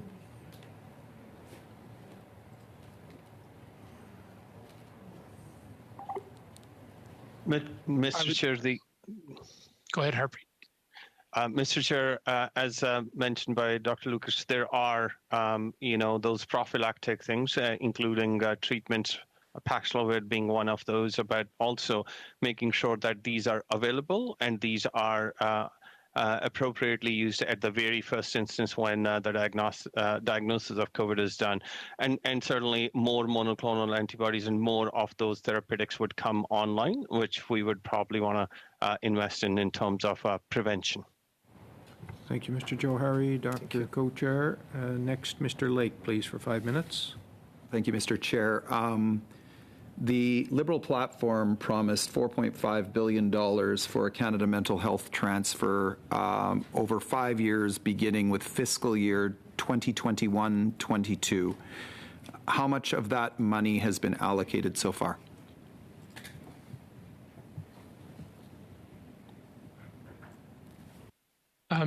Mr. Chair, I would indicate that the government has affirmed its commitment to Canada Mental Health transfer. I'm really short of time. How much money has been allocated so far? The government has made investments in mental health and, as noted in the budget, has and will engage the provinces and territories in terms of the work forward, including Can I just clarify, is the amount allocated for specifically for the Canada Mental Health transfer, is the amount allocated so far zero? Yes or no? The government has invested in mental health transfers of provinces going back to 2017 and has committed to a transfer and will engage the provinces as outlined in the budget in terms of Canada Mental Health transfer. In fiscal year 2021-22, the promised, quote, new investment for the, quote, Canada Mental Health transfer, the promised amount was $250 million for fiscal year 2021-22. Is the amount actually allocated zero? Yes or no? In regard to last fiscal year? Specifically for the Canada Mental Health transfer promised under the Liberal platform as a new investment in 2021-22. The government is committed to work with the provinces and territories in designing and developing a Canada Mental Health transfer, as well as other discussions on health, building on investments made from budget 2017 in mental health and addictions, as well as home care. So is the amount allocated, because in 2022-23, this fiscal year, the new investment promise, now this is the 2021 Liberal platform, and it's promised as a new investment for something titled the Canada Mental Health Transfer. How much was allocated for fiscal year 2022-23 for the Canada Mental Health Transfer, the specifically titled Canada Mental Health Transfer promised in the 2021 Liberal election platform? Mr. Chair, as I'd indicated, the government is committed to working with provinces and territories who deliver the services to support healthcare, including through a Canada Mental Health transfer. It's important to have these discussions with our partners to define that and develop the approach. Mr. Speaker, and I respect that the witness is in a difficult position because I'm referencing a political promise made by the Liberal Party. But with respect, it's very clear that the Prime Minister did not promise a consultation or an engagement. He promised very explicitly money, $250 million in the last fiscal year and $625 million in this fiscal year. And it's very clear that the amount delivered or allocated is zero. So that's not even a question. I'll end there on that. How much, changing directions completely, how much fentanyl is considered a lethal dose? Asking for a friend. Mr. Chair, I don't have that information at hand. We could follow up with the committee in terms of specific. That would be great. Based on my quick Google search, it seems to be 2 milligrams. Seems to be the consensus. I believe that the new exemption from Controlled Drugs and Substances Act, personal possession of quote, small amounts of certain illegal drugs in British Columbia. I believe the definition of a small amount in this case is 2.5 grams or 1,000, more than 1,000 lethal doses. And now, I'm not a doctor, but that's my understanding from a quick Google search. For any of the witnesses, if your child was at a party with 9 other people and someone at that party was found to be in possession of 1,000 lethal doses of fentanyl, how would you feel?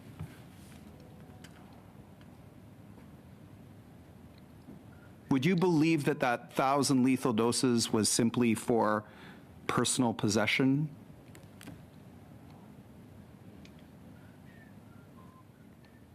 Mr. Chair, I'll note 2 things. First of all, Minister Bennett, I believe, is appearing before the committee next week for supplementary estimates.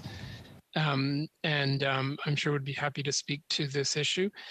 Secondly, the authorization of this exemption through Section 56 of the Controlled Drugs and Substances Act was based on a proposal from the province of British Columbia as part of a comprehensive strategy centered on public health to support the opioid overdose crisis and address stigma and contribute to saving lives for people 18 years of age and over. So I'll end my response here, Mr. Chair. Thank you, Dr. Lucas, and thank you, Mr. Lake. Next, Mr. Vancouverden, please, for 5 minutes. Thank you, Mr. Chair. I'll ask some questions with respect to the opioid epidemic to anybody who would like to answer as well, since we're on that subject. There's some fairly incontrovertible evidence that states that we need to treat this epidemic as a healthcare issue rather than a criminal one, and that the criminality of the drug is actually responsible for more deaths than the lethality of it. Would anybody like to comment on, the efficacious nature of decriminalization in other jurisdictions as it applies to saving lives of people who use substances habitually? I'll make a comment, Mr. Chair, and Dr. Tam may wish to as well. As I'd noted, certainly in regard to the extensive proposal developed by the province of British Columbia and with the support of law enforcement, the decriminalization of simple possessions within the parameters proposed and subject to a number of conditions being developed through their implementation is part of a comprehensive response, including public awareness and education, harm reduction through a variety of means, including safer supply, stigma reduction through decriminalization, treatment, and other wraparound supports, and law enforcement to interdict supply. The magnitude of the crisis and support from a broad range of stakeholders, from public health experts, the healthcare community, law enforcement, people with lived and living experience, and other groups have seen this as a critical part of the response, and to address issues of stigma with the disproportionate impact of the crisis on Indigenous people, racialized people who subject to criminalization have experienced significant challenges in receiving social supports and supports for treatment and recovery.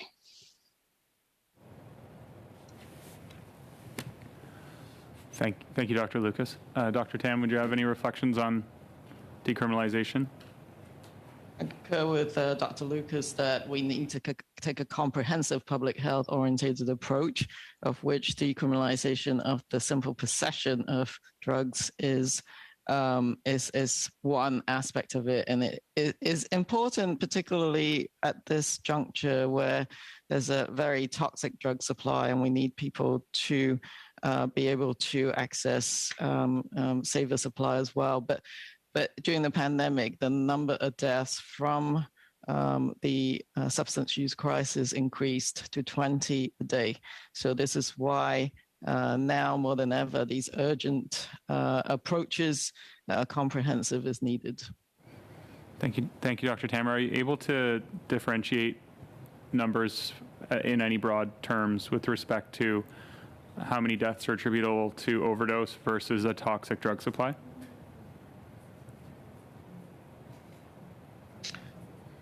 I don't think I can answer that question. I think during the pandemic, there's an observation that because of the disruption in the drug supply, that there is some very lethal substances out there. But you know, these are essentially accidental overdoses that people are not aware of in terms of what they're taking. So I think it amounts to the same tragedy, essentially, of 20 people dying a day. Thank you very much. I'd pivot just to another topic quickly. I have less than a minute on what the government's activities are and proposals are to encourage and ensure that Canadians have access to the resources necessary to maintain healthy and active lifestyles, particularly for families and kids. So, Mr. Chair, the health portfolio, working with Sport Canada and partners across the country, are working both on healthy eating, as we've discussed, support for healthy living, including support to community groups, including groups such as Participation, and working with Sports Canada in terms of the overall sport policy. A significant focus on public education and awareness, support for grassroots community groups, and celebration of positive activities, in particular supporting children and youth. Thank you, Dr. Lucas and Mr. Van Koeverden. Next, we're going to go to Monsieur Thériault. Mr. Thériault, 2.5 minutes. Thank you, Mr. Chairman.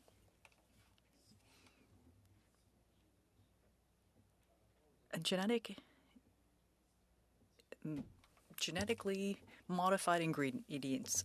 Last May, there was an update involving reducing a regulatory burden for genetically modified or edited goods. Do you feel that agricultural products that are a result of that should be labeled in the same way as genetically modified organisms because they are essentially GMOs? Mr. Chair, I'll respond, and if needed, we can provide further information to the committee. The policy that the honourable member referred to was plant breeding guidance, and supporting policy that is distinguishing between the regulatory process for novel foods and those through accepted non-novel methods of genetic modification. And as such, it's a very transparent process in terms of providing information online about various foods. Dr. Mitani could comment on this further, but it goes back to traditional methods of grafting through to modern genomic methods, and a key determination to support transparency and the utilization of regulatory review resources in areas of novel food development. Dr. Mitani? Thank you very much, and thank you, Mr. Chair, for the question. The Government of Canada has requirements for food labeling, which includes genetically engineered food, which is genetically modified food. The Government of Canada also has a very robust and strict process to evaluate the safety of these foods, as well as livestock feeds and plants and animals created through genetic modification. And information of food products has to be factual. It's got to be be accurate and not misleading. There's the Canadian General Standards Board that has guidance on the GE labeling standard, and that is generally used if industry does want to label a particular product as genetically engineered, they can certainly do so. But the claims again have to be truthful. So labeling is really focused on making sure that labels and information on these types of products is not misleading and inaccurate. Thank you, Mr. Chair. Merci, M. Thériault. Mais est-ce qu'il devrait être étiqueté comme les autres OGM? But should they be labeled like other GMOs? Yes or no? Je n'ai pas entendu, mais votre temps est... I didn't hear. Did you ask another question? But your time was up. Was that a question or a comment? It was a question. My question was simple. I was waiting for the answer. Are these products resulting from these processes, should they be labeled as genetically modified? Siddiqa? Thank you very much for the question. Mr. Chair, I would say that the process that the Government of Canada uses in terms of a strict and robust evaluation of these products, actually focusing on food safety is the most important. And I think that industry is able to appropriately label their products should they wish to, depending on how they want to label it. So I think that when you look at the focus of food safety, this is what we're looking at, and to ensure that Canadians have access to high quality and safe food. Thank you, Dr. Matani. Mr. Davies, please, for 2.5 minutes. Thank you, Mr. Chair. Dr. Lucas, the Tobacco and Vaping Products Act came into force May 23, 2018, and Section 60.1 of that Act says that the Minister of Health must undertake a review of that Act 3 years after coming into force. Can you tell me, has that review been initiated, and if so, when?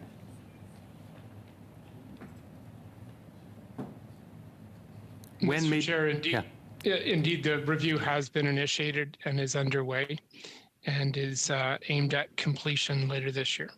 Can you undertake to tell us when that begins, Dr. Lucas? The reason I ask is that the minister also must, no later than 1 year after the day on which the review is undertaken, cause a report to be tabled in the House of Parliament. So it'd be helpful for us to know when that report might be expected. We can indeed follow up on that to provide a specific time frame. Thank you. In August 2020, the federal government invested $126 million to construct a new biologics manufacturing center adjacent to the NRC's Royal Mount site in Montreal to produce up to 2 million vaccine doses per month by the following year. Can you confirm how many doses of COVID-19 vaccine have been produced at that center to date, if any?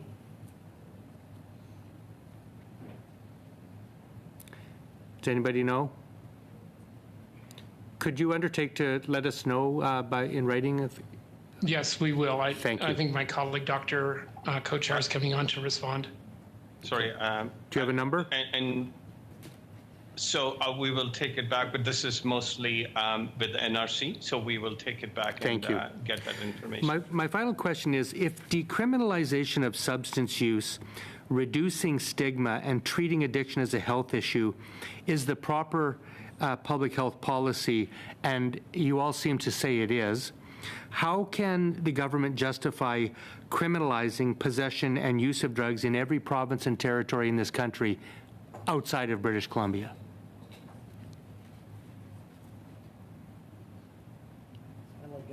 Mr. Chair, as I'd indicated, the government has a broad-based approach focused on public education and awareness, harm reduction, treatment, research, and enforcement and law enforcement to interdict illegal and toxic supply. The Section 56 exemption granted to enable decriminalization of simple possession in British Columbia at their request is part of a broader comprehensive policy, as we've noted. This is an exemption granted for 3 years that, following a pre-implementation period, in British Columbia will take effect at the end of January 2023 and will be closely monitored and evaluated to inform future policy and consideration in other jurisdictions in the country and at the national level. But it is a start and a project that is BC has proposed for 3 years, subject to a rigorous monitoring, evaluation, and research component of work. Thank you, Mr. Davies and Dr. Lucas. Next, Mr. Lake, please, for 5 minutes.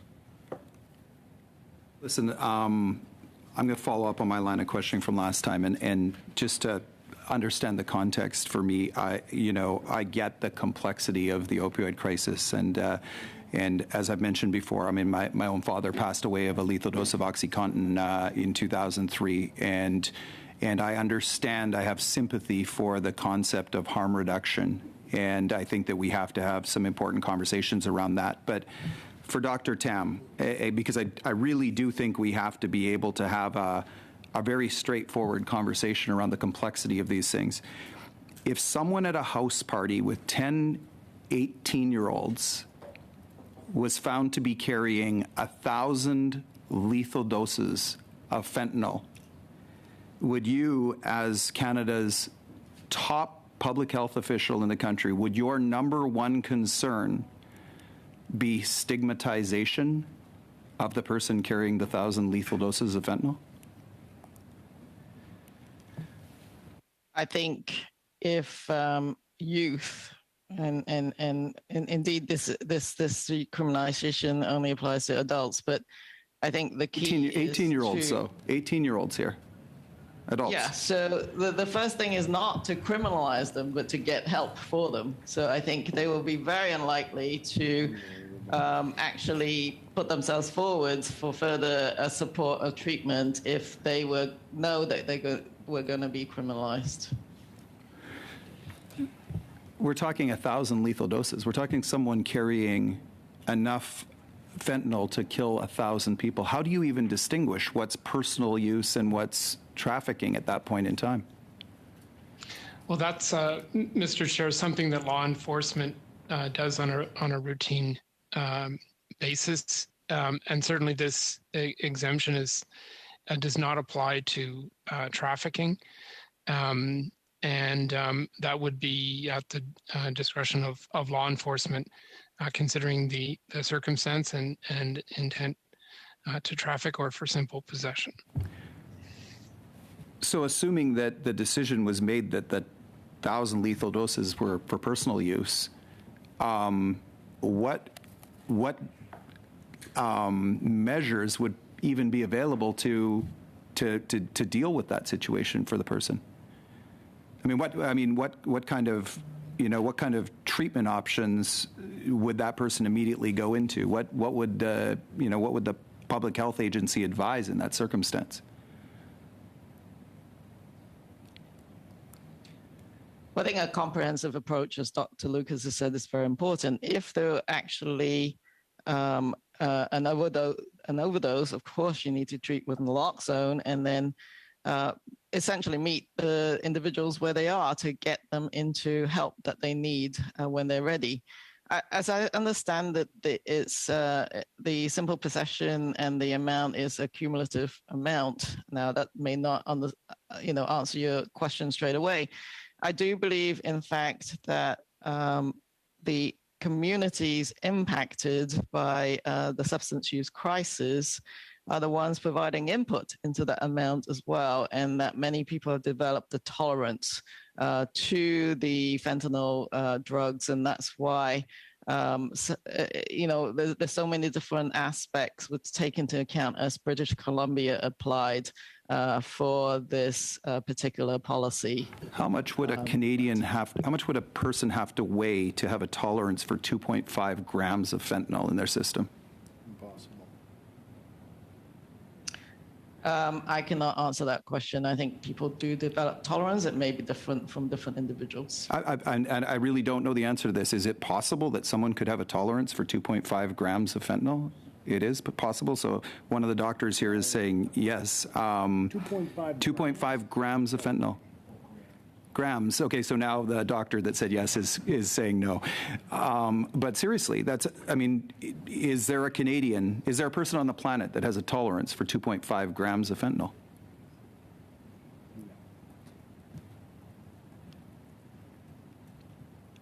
We would be pleased to provide some research and to the committee in terms of consideration on this issue, and the province of British Columbia has and will provide information in regard to the threshold, which Dr. Tam indicated was based on extensive consultation with a broad range of public health experts, clinicians, people with lived and living experience, law enforcement, community groups, Indigenous groups, and others. So just on the point of order on that point, Mr. Chair, I would like, please, to be tabled with this committee the science behind the 2.5 grams and how that 2.5 grams can possibly apply exactly the same amount for each of the categories on the list. Thank you.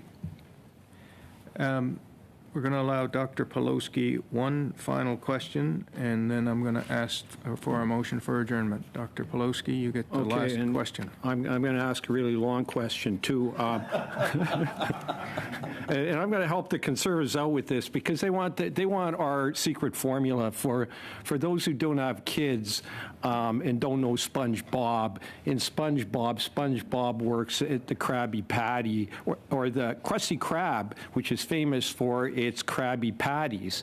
And as anyone who watched the show knows, Plankton is always trying to discover the formula behind the Krabby Patties. And I think the Conservatives are convinced that we have a secret formula as to when we're going to end the mandate. So for example, when the COVID viral count in wastewater falls below, say, 10 viruses per mil, I'm just making these numbers up, immunization rates with the third dose is above 70%, when prevalence in the population is below some other level, and where hospitalization is less than some specific number.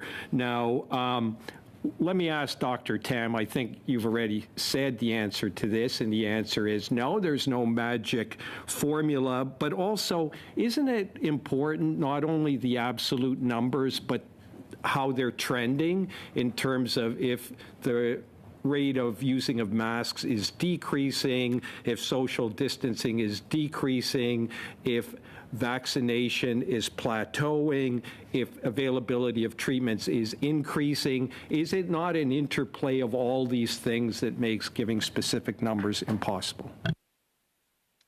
Yes, that would be correct. And also, one has to look a little bit further ahead in terms of projections as well. So while disease activity may be low at one point in time, we know how this virus is mutating.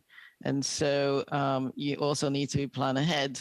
And I think the government or the ministers are thinking through that as well, because the moment you drop the mask mandate and then the next week something increases, is very difficult policies to reinstate, quickly. And so from an implementation, but also a protection of the traveling public or the workforce perspective, constant shifts in policy are very difficult to manage as well. Thank you very much, Dr. Tam. We've reached our 2-hour mark and then some. To all of the witnesses, thank you for being here. Thank you for staying late. Thank you for your service to Canadians, and thank you for the remarkable patience and restraint that you showed throughout the 2 hours in your responses. It is greatly appreciated. With that, colleagues, is it the will of the meeting to adjourn? Yes. We're adjourned. Thanks, everyone.